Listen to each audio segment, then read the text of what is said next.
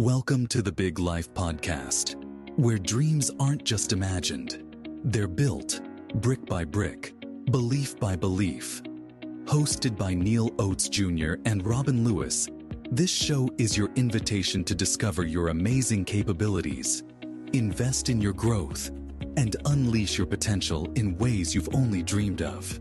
Join Neal and Robin as they dive deep into stories, insights, and tools designed to inspire you to show up big, live intentionally, and give yourself away for the betterment of those around you. Get ready to rise to what you're truly worthy of. The Big Life starts now. Welcome back to another episode of the Big Life Podcast. Neal Oates Jr., Mr. Robin Lewis. How are you doing today, sir? Hey, Neal, I'm doing great, man. I'm super excited about today's topic because it's something that we all struggle with. And it's a simple thing, but it's the art of saying no. It's one of those things that sounds simple, but can really be challenging to practice, especially for people who are used to being the go-to person or the yes person in other people's lives. Absolutely. So, Robin, today we're talking about the art of saying no. And it's not just about saying no. It's about protecting your time, energy, and ultimately your well-being. We're going to explore why it's so hard to say no, the consequences of always saying yes. And if you're like me, you're like consequences of saying yes, but more importantly, practical ways to start setting boundaries without feeling guilty.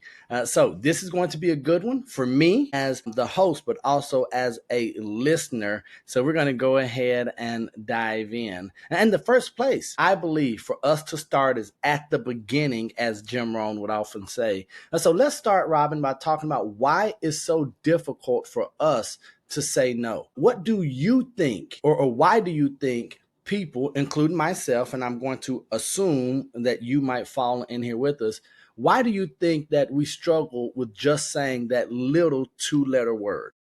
Sir, it's definitely something I struggle with in case you wanted clarity.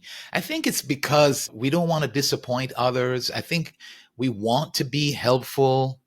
Maybe you, just like me, you're raised to be accommodating, right? My parents raised me to accommodate others. And I think somewhere along the way, we equate saying yes with being a good person, right?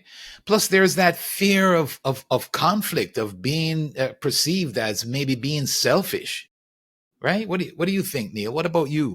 So I completely agree. And the converse of being a good person, that means that if you say no, you're going to be a bad person. But then I also think it's sometimes about maintaining relationships, not wanting to appear unreliable, right? Like I can't count on him or her. I know that I'm guilty of this. We think that saying yes is going to make us more likable or valuable. But the problem is that every time we say yes to something that doesn't align with our priorities, and I know we spoke about priorities in a previous episode, we're essentially saying no to ourselves. That's so true. And if we're sacrificing our own well-being just to keep everyone else happy, in the long run, that just leads to burnout and resentment. You know what I mean, Neal? Have you ever found yourself overwhelmed? Or to our listeners, have you ever found yourself overwhelmed because you just couldn't say no? So have I found myself, if I'm being totally transparent, I might find myself there now. And even as I look back, right, I used to be the person that would say yes to almost every opportunity or request. And Robin, I want to pause right here that we're not saying yes to bad stuff, but every opportunity or request. Yes, yes, yes. And there are even books like Lead with Yes. And so I was thinking that it would help me grow, that doors would open. But instead, I ended up being spread too thin and I was exhausted. It wasn't until I started being intentional with my yes that I really started to feel more balanced and focused.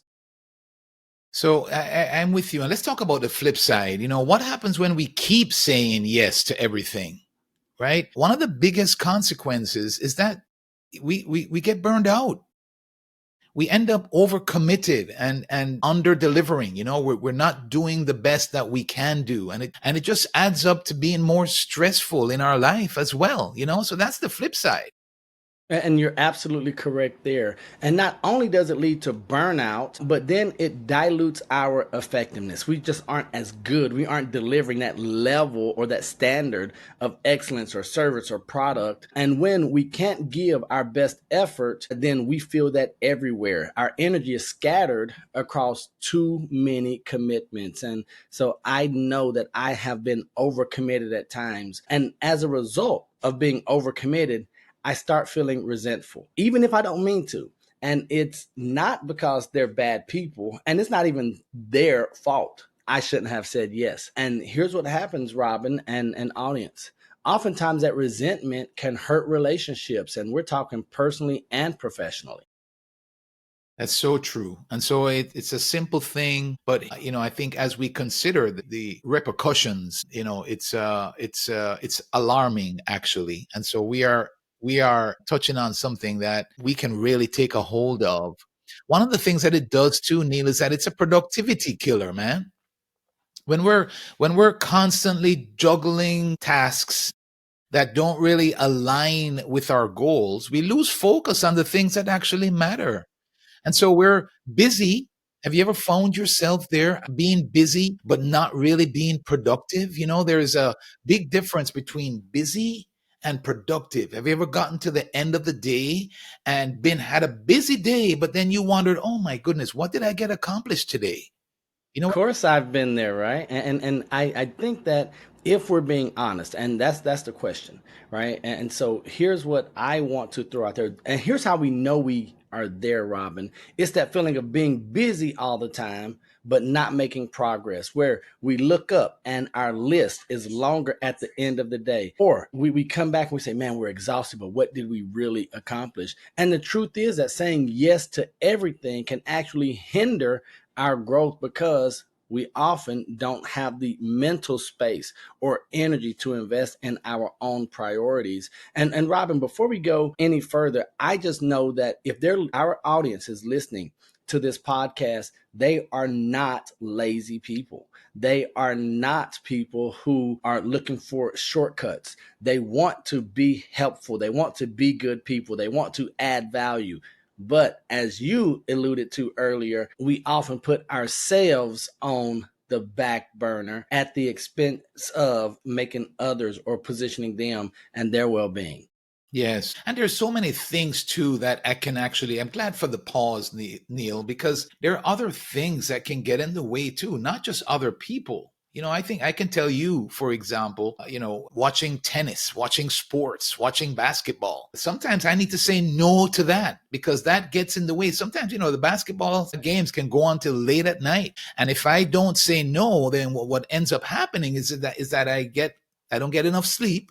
And so the next day, I'm not as focused and as energetic and therefore as productive as I could be. So it's also other things like that we need to say no to. And that's why it's so important to learn the art of saying no. It's not about being selfish. It's about being strategic. It's about being intentional with our time and with our energy. So, audience, here's what I'm going to do. I'm going to pause right here and tell Robin that he has been in my business way too much, right? Because everything that he's been talking about, everything that we've been talking about has hit me, whether it's, sharing or giving of myself and wanting to put out. And then I'm coming and maybe I'm thinking that in my recharge time, I'm going to watch something like watch golf on TV, right? Or I'm going to read and those aren't bad things, but they aren't intentional uses of my time and energy. And then I find myself worn out. I find myself being resentful of someone else who I could have said no to, or something else that I could have said no to. And then I come in and I need what we're going to talk about right now. And that's going to be, how do we say no without feeling guilty? Because once again, Robin, if I say yes, and that makes me a good person, if I say no, that makes me a not good person. And so now it's time for us to get practical. So everything that we've talked about is good, but I know if you're like me, you're sitting here, you're saying, all right, you've told me, all right, I'm convinced. I say yes to too many things. So how can we say no without feeling guilty or without damaging relationships. I think that's important. Robin, I would love to know if you have a strategy that works for you when it comes to saying no without feeling guilty or damaging relationships.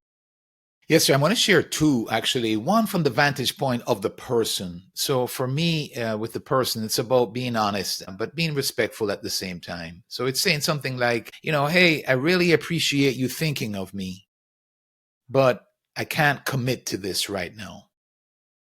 Right. So I appreciate you thinking about me, but I can't. And so it acknowledges the person's request while also standing firm on my boundaries. And the second one that I would say is when it comes to just distractions, like the text, the social media, the TV, is I really get better at putting things on my calendar.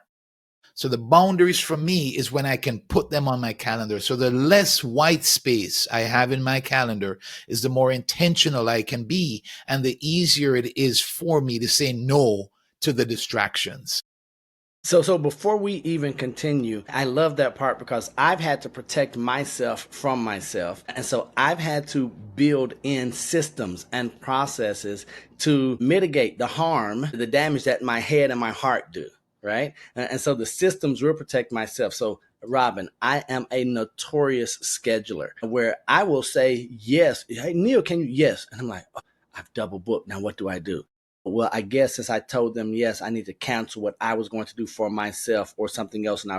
But now you're saying, hey, get rid of that white space. Once your priorities are clear, once your values are clear, then our decisions become easy. And so that's all fantastic stuff. And I absolutely love it. And if you're listening, maybe you don't use a calendar. Maybe you're coming in and saying, well, I just enjoy life. I take the route wherever the wind blows me. We're not telling you not to enjoy life. But what Robin is saying, hey, build a system. You know where your weaknesses are. You know where those areas are. And so make sure that you're protecting yourself from yourself. And so I also like to offer alternatives when possible, Robin. And so for me, here's what that might look like. I might say, I can't take this on right now, but maybe I can help in a smaller way, or I can suggest someone else who can. And that way, it shows that I'm still being supportive without over committing. And what I have learned is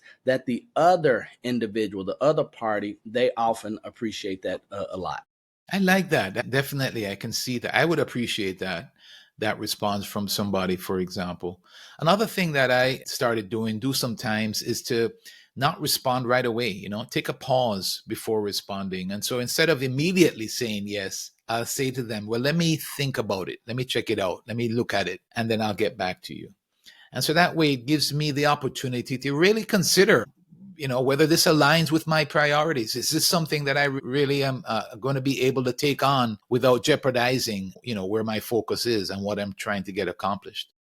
And that falls right in line with your personality, Robin. I believe that you are the king of the slowdown, the king of the pause, right? And so really quickly, I think it's something that is important for us to talk about, but also for everyone to hear that we are in this fast-paced world, and there's always going to be a demand on Neal, Robin, or you as you listen or watch us here. And we were talking about before we started recording this episode that the speed of life, right? We looked at the month, and the month is already gone. And then next month is here knocking on the door. And we've got hurricane season coming in, all of this stuff. And so we could feel internally that I need to respond quick. I need to do this.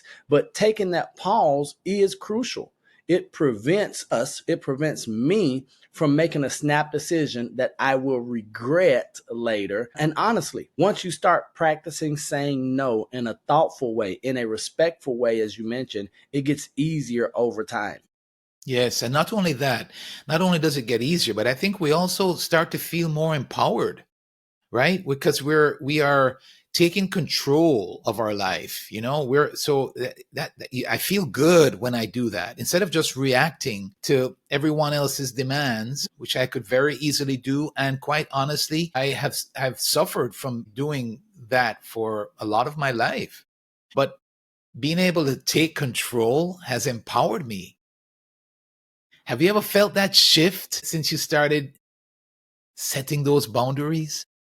Absolutely. And not only have I felt it, but it comes out physically, right? Saying no is giving me more time to focus on what truly matters. But here's what it really does it makes me believe in myself, Robin. And so now I walk into a room differently. I walk in as someone who is in control of their life. And here's how I know I'm in control because my productivity has improved. And we're talking about personal and professional productivity. I'm not stretched thin. I found that people actually respect me more for being honest about my capacity and my limitations. I'm not saying, yes, I can get it done. I can get it done. I say, well, I don't think that's going to be possible. If that changes, I'll get back to you. So that's my go to line. I don't believe I can fulfill that request. If that changes, I'll get back to you. But when I'm honest about my capacity and I don't overpromise and underdeliver, it's much more appreciated and respected by those that I'm dealing with. Exactly. And it also allows us to say yes to the right things. When we get bogged down with a bunch of obligations, then we have no room for the opportunities that actually align with our goals and values. You know, Neil, I remember our mentor, John Maxwell, from earlier on to my exposure to him. I remember him saying that he only does four things. And at first, when I heard it, I thought it was kind of crazy, like Mhm. you only do four things. But essentially, he was practicing what we're teaching today. Is that he was very intentional about the four things that he did. And then he got people around him. He had a team of people around him who did everything else that needed to be done. It didn't mean that other things didn't need to be done, but Right. he only did four things. And so he was able to actually align all the opportunities that might come his way with his goals and his values and the things that he recognized that he was good at and that he needed to be focused on.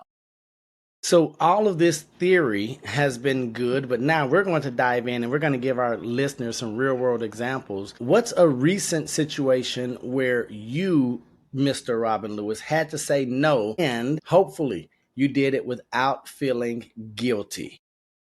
Well, Neil, I haven't even actually said this to you yet, but I recently had to say no to pickleball, man. Hold on, stop right there. See, that's not what I was expecting. Come on. I love Yeah, it. and so my buddies who I usually play with on a regular basis, well, Neil, what has happened is, I'm kind of focused now. I'm doing two things. I'm burning the what's that saying, The Neil? midnight oil. You're either Yeah. burning the midnight oil or you're burning the candle at both ends. So what has happened for me is I recognize that pickleball, anytime I go out there and play, it's, at least 2 hours. In some cases, three. And so I realized that I can't do that as much as I've been doing it. So I had to say no. And so I don't play as often right now because it gets in the way Mm. of my goals and my priorities right now where I find myself. And so, the guys appreciated, I mentioned it to them and, they appreciated me being honest about it. Some of them gave me a hard time and they still give me a hard time, but and I haven't stopped playing, by the way, just between me and you. Neil knows I love pickleball, but I don't play as often anymore. Instead, I go ride my bike or I take a walk because that might only be 30 or 45 minutes or an hour at the most. And so I saved myself some time to be able to do some work that I need to be focused on. So here's what I'm hearing, and I know how much you love pickleball. You get re-energized for or doing that with the relationships and seeing the guys and the gals out there, your friends. But then you also know that right now you have your clear priorities, your clear values, you have goals, and pickleball isn't a bad thing. It's just not the highest use of your time, energy, and effort right now. And so I think that's a great one. And so here's where, as entrepreneurs, as someone who has our own, that we're in control of our time per se, but not really, I've had to do the same thing with golf. I'm loving the game, and I the whole purpose for me getting started was so that I can have opportunities, right? So I can meet the right people and get in to the right circles, and it has done that 100%. But what I found was that I was getting so many invitations and opportunities to play golf that I would not, if I accepted all of those, I would not be able to build upon the opportunity from the previous round or the previous relationship. And so people are like, Neal, let's go out here, let's do this. And I'm like, well, I can't. I have one golf day a week, is this day. And I'm talking about, Robin, we're getting invitations for Monday, Tuesday, 3 on Wednesday, 2 on Thursday, and I'm having to say no. And at the risk of, in my head, am I going to damage this relationship? Because they know that I'm out playing. They know that I'm out doing this. But ultimately it was, oh no, he's using golf as a part and a pillar of his business practice and model. This is not the end all be all goal, right? I'm not trying to get on the PGA tour. And so I think that's important. But then for me, professionally, I had to tell one of my clients no, where we have a working relationship right now, and they brought this task in and we're like, hey, Neal, I need you to do this. Is that possible? And my first feeling was I wanted to say yes, but I had to do my best Robin Lewis impersonation, and I had to pause and really think, what is going to be the consequence of me saying yes? Number one, it was outside of my scope of expertise, so it was going to be a big time and energy commitment. Number two, I would probably resent my good paying client if I took it on, because I would be thinking, well, they think I'm their servant and I'm just here to, and that wasn't the purpose or their goal at all. So I mustered up the strength and confidence, Robin, and I was like, I can't do this. This is outside of my scope of expertise. I can find someone who can assist you. They're like, okay, great, thanks. I wasn't sure if this is in your wheelhouse. I just trust you. I like the level that you operate and execute. Thanks for letting me know. Anyone you refer, I'm sure they're going to be just as good. And for me, Robin, my eyes like cartoon big. And I'm like, wow, okay. That felt pretty good. And so as we talk about feeling empowered, now the working relationship that I was worried about damaging, it actually opened up a whole new lane, because now he is saying, if I bring a problem to Neal, Neal will get me connected to the right people, and it's going to keep our relationship intact. And so now there are all types of ways for us to collaborate in the future. And now it's an example for me that there is power in saying no, and that it's the right thing to do. I love that. I love that. So you're still caring for the person, right? I'm so glad you said that, because saying no doesn't mean you don't care. Sometimes that can tug on our heartstring, because we know somebody genuinely needs help. You can provide it. Those are the ones that can get you, because you want to help you, because you do care. So I love what you just said there, because so you can still say no in a caring manner. People know that you still care, but you're, in a position to do that. So well So said. Well my, done. my, my question to you, Robin, we're saying no to our friends. We're saying no to sports. We're saying no to colleagues. And before we wrap up, I just want to know, and this might be the one that is probably going to be the toughest for me. What about saying no to family? And I know we haven't discussed this, but do the same rules apply with what we've talked about? Saying no, we're going to be honest and respectful. We're going to make sure that we still offer care and support. How do we say no to family? Or have you had to say no to family? Because for me, this is one where I look at my family and I think in my head, well, you all are the closest to me, whether it's immediate family or extended family. You should know how busy I am. You should know where my energy is. You should know where my values are. So if they ask, they must really need it. But at times, I'm being asked by family, and it's almost as if, hey, well, we know you're good. We know you'll do it. So we're going to ask you with the expectation of you doing it to make our lives easier. So how do we deal with family and saying no? Or for you, are you treating family just like you do everyone? Now, we're not talking about the family in our same house. Now, ladies and gentlemen, be very, very clear. If you are a spouse listening to us right now, do not say, Robin and Neal told me to tell you no. That is not what we're saying. But how do we navigate that family piece, especially when we talk about those maintaining of relationships? I'm just curious if you have any input in that, Robin. No, it's a really good question, because our family is our priority. So Neil, it's funny. I was going there too, like I just heard somebody say last night that, that if you're a husband, you just need to learn to say, yes, dear. Yes, dear. Yes, dear. And so I'm with you on that. But the truth is that sometimes it's no. Sometimes it's no as well, right? And so I think the key there for the family in our household. So I want to touch there first. Yes, sir. The key there is to be on the same page with the calendar. We just had a mess up last week, I think it was, where we had an event and to go to. It was a personal, a friends having a celebration, and we weren't on the same page. I reached out to Edna, and the response that I thought I got from her meant that we weren't going to go. And then, like the night before, she told me, well, no, I already responded that we're going.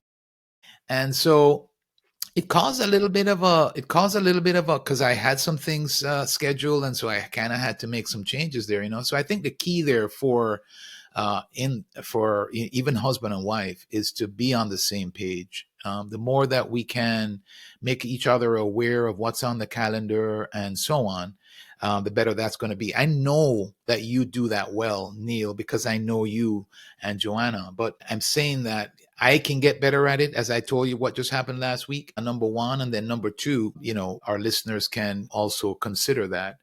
But yeah, with family in general, definitely, I think we kind of have to keep the same boundaries. It's the same thing. It doesn't mean you don't care about them. It doesn't mean I don't care about them.